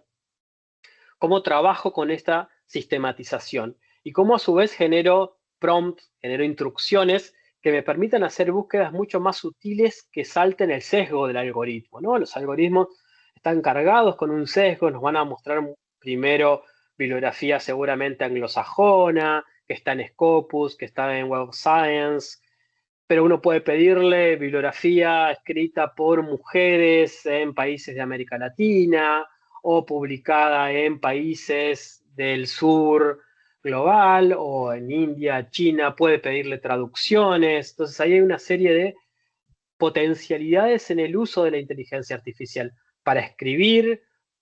Pienso, por ejemplo, no sé si lo conocen, a Notebook LM, que puede hacer podcast a partir de bibliografía que uno sube y que entonces permite tener materiales para escuchar en algunos momentos que uno no puede estar leyendo. Bueno, todo eso con el cuidado de que no confiar ciegamente en el algoritmo, no confiar ciegamente en las inteligencias artificiales, sino utilizarlas críticamente como estrategias de búsqueda, como estrategias de sistematización de información, como verdaderos asistentes de investigación que nos permiten ordenar grandes volúmenes de información, descubrir trabajos, ¿no? Estudio movimientos campesinos y tal vez algunos movimientos campesinos en Indonesia, jamás se me hubiera ocurrido estudiarlos y sin embargo alguna bibliografía me sea muy relevante porque trabaja la relación entre la familia, la práctica productiva y las políticas públicas. Entonces es importante tener en cuenta todas estas inteligencias artificiales. Seguimos con el esquema desde la búsqueda de bibliografía, la construcción de un estado de la cuestión hacia el problema de investigación, porque nos permite ubicar el cierre de la revisión bibliográfica, ubicarnos específicamente en cómo nosotros vamos a problematizar, dialogar con esa bibliografía y construir el objeto de estudio, ¿no? Construir un problema de investigación que se va a traducir en una serie de preguntas de investigación y a su vez una estrategia metodológica para resolver esas preguntas. A mí me interesa mucho la centralidad de las preguntas como indicadores. Pero ¿cómo construyo una buena pregunta de investigación? Y esto va a intervenir los referentes teóricos. Fíjense que acá le saco la idea de marco teórico y pongo referentes, ¿no? Referentes porque me permiten construir preguntas, ¿no? Si estoy desde una perspectiva centrada en el género, me permite construir preguntas sobre la desigualdad salarial, sobre violencia doméstica, sobre trabajos femeninos, etc. Una mirada colonial o poscolonial me permite ver desigualdades racializadas. Una mirada de la juventud me permite ver la dimensión de las edades o una mirada en los adultos mayores. Una mirada desde la perspectiva geográfica me permite ver desigualdades territoriales. Bueno, cada una de estas son perspectivas que nos permiten construir un problema. Por eso los referentes teóricos y la teoría tienen un doble lugar. Por un lado, como perspectiva, y esto es lo que comúnmente se llama marco, ¿no? Que me permite construir, pero también me permite invisibilizar, ¿no? Desde una perspectiva de género puedo estar invisibilizando una perspectiva colonial. Por eso esta idea de interseccionalidad que busca generar un prisma, generar muchas perspectivas en función de lo que quiero investigar, ¿no? Y eso no es algo a priori, sino que se va reconstruyendo a partir del conocimiento que voy teniendo del proceso social objetivado, ¿no? La dimensión religiosa para estudiar la práctica campesina, en algún caso puede ser algo que no interese y en otro caso puede ser muy importante la religiosidad para entender las prácticas campesinas, ¿no? Esto va a ser clave a la hora de construir un buen objeto inclusivo, que incluya dimensiones. Entonces, estudio movimientos campesinos y en alguno tengo que incluir la dimensión religiosa y en otro la dimensión religiosa puede ser muy insignificante. No lo sé, entonces tengo que tener objetos abiertos que puedan incorporar dimensiones que al principio me parecían que no eran relevantes. La cuestión de preferencia sexual para estudiar un movimiento de fábricas, en fábricas, obreros o mineros, puede ser irrelevante y que estudiando puedo darme cuenta que la dimensión de preferencia sexual es muy importante para entender la dinámica interna de organización de un sindicato. No lo sé a priori, por eso objetos abiertos. Y la primera dimensión de la teoría entonces es como la construcción del problema y la segunda es como herramientas para resolver esos problemas. Es decir, si la primera función de la teoría es construir las preguntas, la segunda función de la teoría es contestar las preguntas. Y no siempre esos marcos teóricos, esas perspectivas grandes, tienen herramientas conceptuales específicas para resolver esas preguntas que me hago, ¿no? Entonces puedo preguntar por la identidad de género, pero después analizar cómo se construye una identidad y cómo se relaciona eso con una situación de entrevista, cómo doy cuenta de los indicadores de producción de una identidad, una subjetividad o una identificación, puede ser que no lo tenga dado por esa perspectiva, sino que tenga que construirla. Seguramente tenga que construirla y entonces tenemos dos funciones de la teoría. Bien, otro aspecto importante que en los proyectos aparece permanentemente es la de los objetivos, ¿no? Entonces, un proyecto coherente tiene que articular los objetivos o el objetivo general, en general nosotros preferimos un solo objetivo general, y objetivos particulares que estén articulados con ese objetivo general, que sean parte, se subsuman a ese objetivo general. Por eso es importante la coherencia, ¿no? Si ese objetivo me permite desagregar dimensiones que los puedo plasmar en objetivos particulares. Y no confundir el propósito de una investigación, es decir, ¿para qué quiero hacer esa investigación? Con el objetivo de la investigación, que es un objetivo cognitivo. Quiero producir un conocimiento. Entonces, puedo tener un propósito de contribuir a evitar la desigualdad social entre varones y mujeres. Entonces, mi propósito sea lograr la equidad de género. Pero mi objetivo es explicar por qué en determinada tarea las mujeres no cobran lo mismo salario que los varones. Entonces, hay un objetivo para un propósito que a su vez deja abierta una serie de tareas de la investigación que no son necesariamente los objetivos de la investigación. Entonces, ahí hay que tener en cuenta esas diferencias entre propósitos, objetivos y tareas de la investigación. Un aspecto central para mí son las preguntas. ¿Por qué? Porque son síntomas, no marcan aspectos teóricos, metodológicos. ¿Por qué me estoy preguntando? ¿Me estoy preguntando por una identidad? ¿Me estoy preguntando por una política? ¿Me estoy preguntando por una práctica? ¿Me estoy preguntando por una experiencia?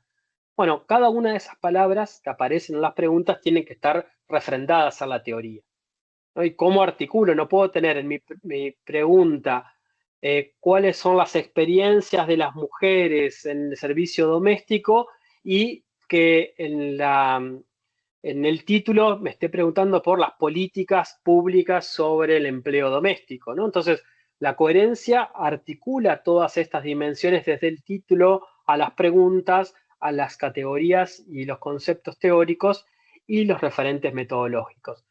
Normalmente una pregunta general y entre 2 y 4 preguntas particulares, de nuevo, que estén subsumidas a la pregunta general. Eso es clave. No abrir dimensiones a las preguntas particulares, no repetir la pregunta general o incluso peor, no hacer preguntas particulares que son más amplias que las preguntas generales. Acá hay un cuadro que está en un documento que después le voy a decir a Jimena y que al resto de los colegas que se los pueden enviar para no detenerme tanto y dejar tiempo al intercambio. Distintos tipos de preguntas, ¿no? Preguntas de investigación, distinta a una pregunta de información, preguntas dicotómicas, preguntas que son normativas, preguntas potenciales, ¿no? Muchas veces aparece tengo que reinterrogar mis preguntas, preguntarle a mis preguntas, ¿no? Entonces, muchas veces las preguntas potenciales no pueden responderse, ¿no? Entonces, son meramente especulativas. ¿Cómo podría mejorarse la calidad de vida de los sectores que viven en la periferia urbana? Bueno, ¿cómo podría? Podría de muchas formas, es meramente especulativo, no es una pregunta de investigación o preguntas que aparecen muchas veces como parte de los proyectos, pero que no son las preguntas de investigación, como preguntas teóricas, ¿no? ¿Qué definición de clase o qué definición de Estado o qué definición de poder necesito para dar cuenta de las prácticas en la escuela secundaria? Bueno, ¿cómo evitamos ese tipo de preguntas? Una sección que muchas veces los formatos nos obligan a poner son las hipótesis. Yo no creo que toda investigación necesite una hipótesis o en todo caso hay que discutir qué entendemos por una hipótesis. Si una hipótesis es una pregunta tentativa una respuesta tentativa a la pregunta de investigación, eso es una especulación que puedo no tenerla, porque justamente si realmente una pregunta me interesa y es una buena pregunta, todavía no tiene una respuesta. Entonces no gano mucho generando una hipótesis a contrastar, a falsar o una hipótesis nula. Sin embargo, muchas veces aparecen esta formulación de una hipótesis. Uno puede intentar formular una respuesta tentativa a las preguntas. Lo importante acá es no confundir hipótesis con supuestos, ¿no? Dejar claro cuáles son mis supuestos y cuáles son mis hipótesis, que serían las respuestas a las preguntas. Entonces tengo supuestos, algo que asumo para construir una pregunta, asumo como verdadero, eso es un supuesto. Una hipótesis es algo tentativo que voy a argumentar como verdadero ex post a mi investigación, ¿no? Sin embargo, en las ciencias sociales tenemos flexibilidad de hipótesis. A veces hablamos de hipótesis heurísticas, que son asumir algunos enunciados que nos permiten realizar algunos descubrimientos, o a partir de asumir esa hipótesis, supongamos, yo les dije, la subjetividad es condición de posibilidad de la objetividad. Bueno, eso podría ser una hipótesis en el sentido más etimológico de la palabra, algo que está por debajo, ¿no? Una hipótesis. Una tesis de maestría o una tesis fundamentalmente doctoral lo que va a hacer es argumentar a favor de una tesis, ¿no? Que eso que parece una hipótesis, que es algo tentativo, finalmente se construye como algo corroborado, algo verosímil, algo que se puede considerar como verdadero o aceptado después de mi investigación, ¿no? Muchas veces en esos espacios también se puede establecer una argumentación de qué es una hipótesis, de cuáles son mis supuestos, de qué es lo que voy a sostener a lo largo de mi proyecto de investigación. Esto insisto que muchas veces los formatos tienen hipótesis, hay que tener bien claro qué es una hipótesis, cuando tengo una hipótesis en sentido más fuerte, estadístico, una hipótesis y una hipótesis nula, y entonces puedo tener algún tipo de formulación, o otros tipos de hipótesis más heurísticas, exploratorias en este apartado. Y la metodología, que eso me interesa ligar mucho en esto de la coherencia de las preguntas, la teoría y la metodología, ¿no? La metodología muchas veces que se escribe al final no termina por ser consistente porque se suman técnicas, ¿no? Y uno empieza a decir una metodología mixta, quanti-quali, cuando en realidad no sé si usé un método cuantitativo o si es cualitativo, qué tipo de método, qué tipo de técnicas, qué tipo de estudio de caso voy a hacer, por qué el estudio de caso, por qué ese caso, bueno, dónde voy a justificar si es que hice un estudio de caso, cómo voy a construir los datos, cuáles son las estrategias y el diseño metodológico específico, ¿no? Eso es muy importante ponerlo en consistencia con las preguntas y con los objetivos. Incluso hasta a veces se lo hace explícito. Para responder la pregunta particular 2 se van a desarrollar entrevistas en profundidad. Para responder la pregunta 3 se va a realizar una encuesta. Para responder a la pregunta 1 se realizará un análisis de archivo. Bueno, y en cada una de esas estrategias, la técnica, la factibilidad de esa técnica. Voy a hacer una encuesta, tengo el dinero para hacer esa encuesta, voy a realizar un archivo, tengo acceso, voy a hacer entrevistas, tengo contactos, cómo voy a realizar estrategias que me permitan superar el sesgo de confirmación en la construcción de una muestra, cómo voy a saltar el sesgo, bueno, entonces ahí específicamente la metodología. Yo voy a terminar acá por una cuestión de tiempo, así le dedicamos por lo menos 15 minutos a preguntas, a comentarios, a lo que ustedes tengan ganas. Si te parece, Jimena, si estás por ahí coordenando, yo veo letritas nada más, así que por ahí están todos ya durmiendo, pero me imagino que si hay alguna pregunta, alguien podrá escribirla o desmutearse y hacerla. Con esto les doy la palabra. Gracias. Muchas gracias, doctor Martín, por la sesión tan detallada y también por las recomendaciones que se deben tomar en cuenta al momento de hacer este diseño de un proyecto de investigación. Realmente son aportes muy valiosos que creo que la mayoría, algunos conocían unas partes, pero que desde su explicación ha sido más detallado y a la vez que nos da una ruta de cómo ir en cada paso del inicio del proyecto de investigación y también de las herramientas que nos ha comentado. Hasta el momento no tenemos alguna consulta por el chat, pero los invitamos por favor de levantar la mano si en el caso quieren usar el micrófono o de escribir sus preguntas también por el chat. Los invitamos por favor a aprovechar el espacio para hacer todas las consultas que requieran, porque entiendo que la mayoría de los asistentes se encuentra también ya elaborando tal vez un proyecto de investigación o les gustaría iniciar y tal vez requieren aquí algún consejo. Aprovechen que está aquí el doctor para hacer las consultas que necesiten. Esperamos unos minutos a ver mientras que alguien se anime a hacer las consultas.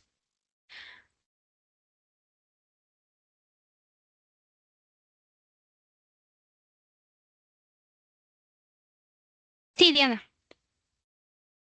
Buenas noches, muchas gracias por la ponencia, muy enriquecedora.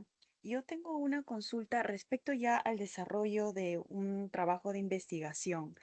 He observado que todavía se coloca como parte de la estructura en el marco teórico los antecedentes, ¿no? Divididos tanto por antecedentes nacionales e internacionales. ¿Todavía se estipula seguir haciendo esto o ya se integra juntamente con el marco teórico, con las definiciones conceptuales? Esa es mi consulta. Gracias. Bien, Tiana.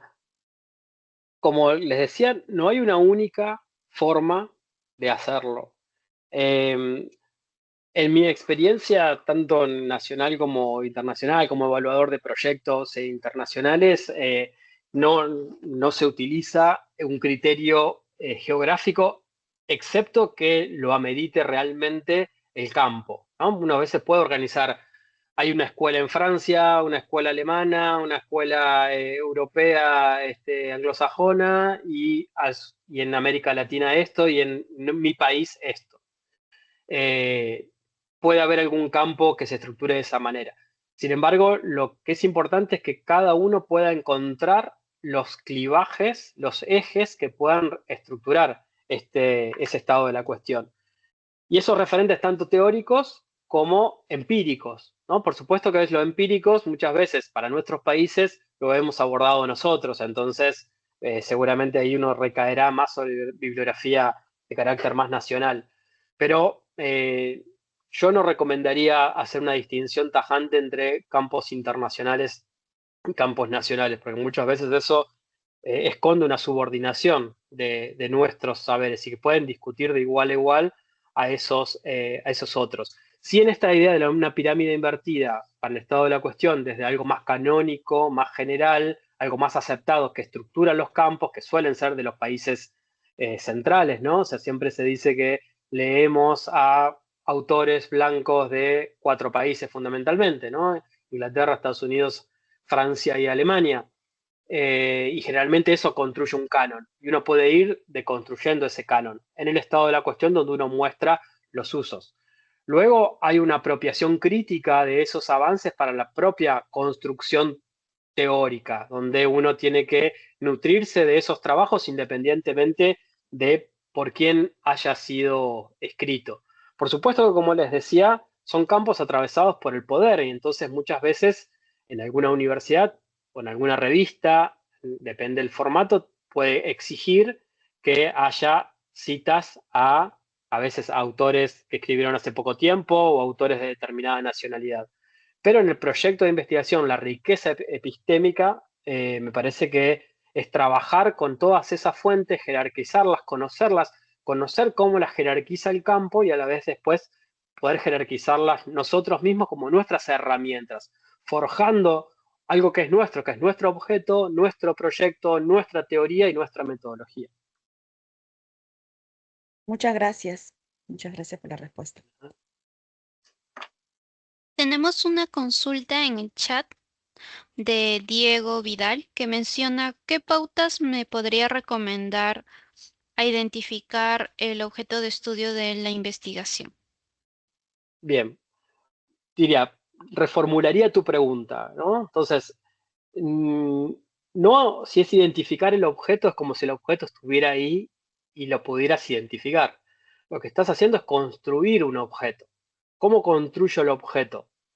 Mi propuesta sería primero hacerte preguntas. ¿Qué te interesa de un tema?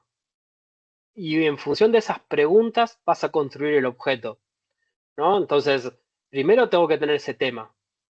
¿Qué es lo que me interesa?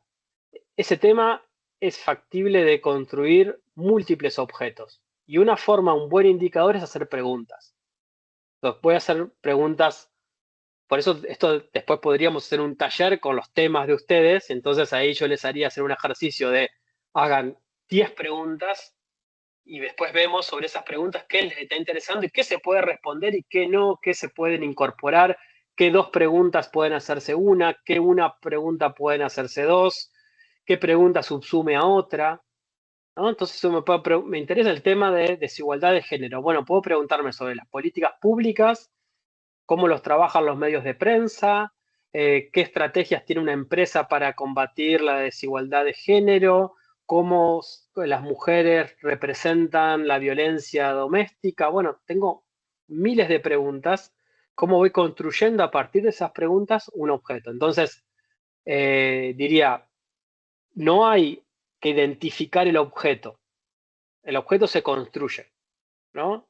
Lo construyo a partir de problematizar un tema, problematizo a partir de preguntas. Todas esas preguntas nosotros las hacemos desde una posición y está cargada de teoría.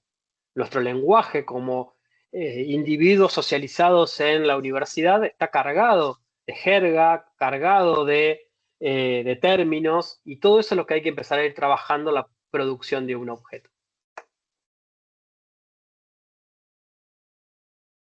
No sé si contesté, Diego, cualquier cosa me volvés a preguntar.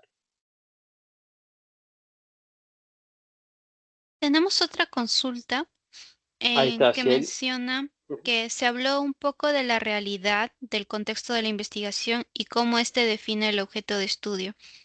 Ahora bien, ¿se ha identificado o evaluado las variables involucradas en la definición del tema, o mejor aún, en el sujeto investigador? Bien, separo las dos y también voy a hacer una pequeña corrección a la pregunta. Por eso me gusta trabajar con preguntas escritas eh, el concepto de variable lo objetaría en ese punto, porque en un proceso social lo que incide son los determinantes, las constantes, digamos, ¿no? No la variable. Entonces, ahí hay una variable que es el término categorial, pero a mí me interesa indagar cómo está determinado proceso social. Entonces, ¿qué procesos sociales están involucrados en un tema? ¿No? Y eso va a estar dado por estas preguntas. ¿Qué me interesa? ¿El proceso social política pública? ¿El proceso social familia? ¿El proceso social escuela? ¿El proceso social relación interpersonal? ¿El proceso social preferencia sexual? ¿El proceso social trabajo? ¿El proceso social tecnología? Bueno, todo eso son determinantes que son variables en términos generales, pero cuando lo analizo en un proceso social que a mí me interesa, histórico, dado, ya dejan de ser variables. Ya son lo que interviene ahí, la tecnología que interviene ahí. Le doy un contenido a esa primera idea de variable. Entonces la relación en este punto no es entre variables, sino entre determinantes, ¿no?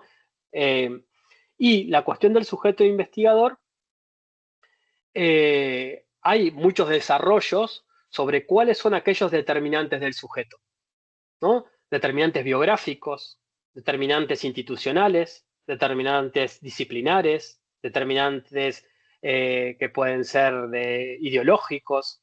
Bueno, ahí hay múltiples determinantes que hacen que un investigador construya ese objeto, ¿no? Puede participar en un proyecto de investigación más amplio y entonces el determinante está en el proyecto de investigación. Puede ser una obsesión personal a partir de algo que me pasó biográficamente, entonces la determinación estaría ahí.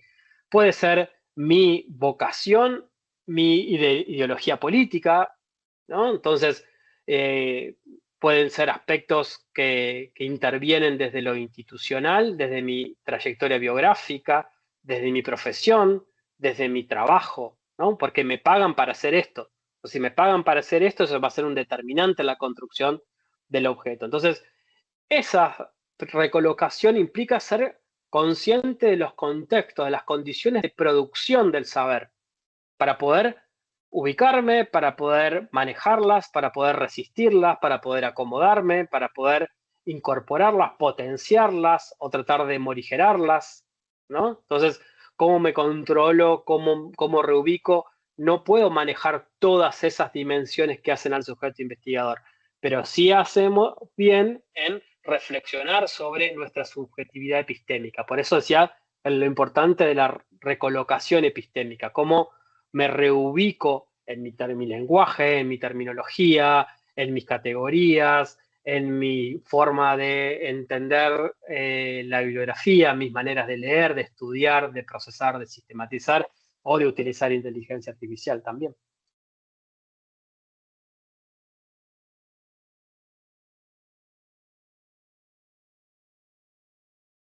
Muchas gracias por la respuesta. Bueno, creo que esas son todas las consultas que hay, ¿verdad? No vemos más consultas dentro del chat Bueno, y tampoco hay otros que hayan levantado la mano. Entonces eso sería todo por la sesión de hoy. Muchas gracias nuevamente, Martín, por la sesión. De hecho, ha sido muy completa, llena de muchos ejemplos y también teorías sobre cómo abordar cada uno de ellos. De hecho, ha dejado, yo estoy muy segura de que se ha dejado muchas enseñanzas al respecto y agradecemos su participación el día de hoy. La universidad está agradecida con usted y esperemos verlo una nueva oportunidad. Muchas gracias.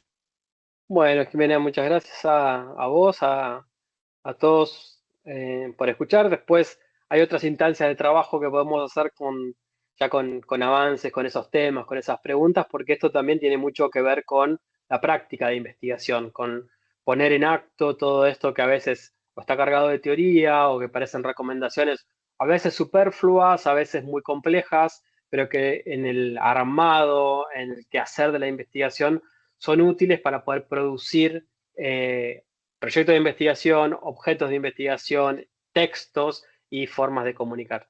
Así que les agradezco la atención, quedo a disposición para cualquier cosa, nos comunicamos. Les voy a compartir después un texto que profundiza en algunos de estos puntos y también esos materiales que les pueden ser útiles. Sí, sería genial que nos comparta. Igual nosotros lo vamos a compartir con los asistentes del día de hoy. Muchas gracias, Jimena, un placer. Muchas gracias, Martín. Gracias a todos por la asistencia del día de hoy y por las